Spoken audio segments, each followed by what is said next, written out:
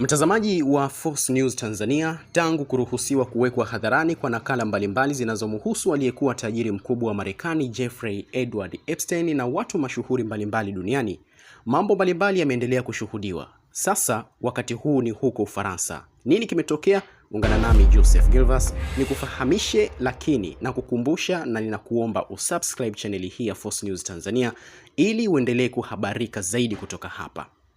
Sasa mambo yako hivi.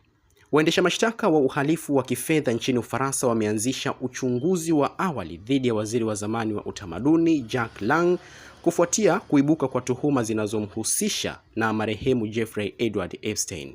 Lang, ambaye alikuwa mtu mashuhuri katika serikali za kijamaa za Ufaransa kati ya miaka 1980 na mwaka 2000, sasa anachunguzwa kwa tuhuma za utakatishaji fedha kwa mapato ya udanganyifu ya kodi. Hatua hii imekuja baada ya Wizara ya Sheria ya Marekani kuachia faili za siri za Epstein ambazo zimefichua uhusiano wa karibu kati ya familia ya Lang na mhalifu huyo wa masuala ya kingono. Inaripotiwa kuwa jina la waziri huyo wa zamani limetajwa karibu mara 700 kati ya nyaraka hizo za mahakama, jambo ambalo limeongeza shinikizo dhidi yake. Licha ya tuhuma hizo, Lang, ambaye sasa ana umri wa miaka 86, amekanusha vikali kuhusika na makosa yoyote. Siku ya Jumamosi aliyataja madai hayo kama yasiyo na msingi na aliliambia shirika la habari la AFP kuwa uchunguzi huo utasaidia kuleta mwanga na kusafisha jina lake pamoja na uaminifu wake ambao umetiliwa shaka.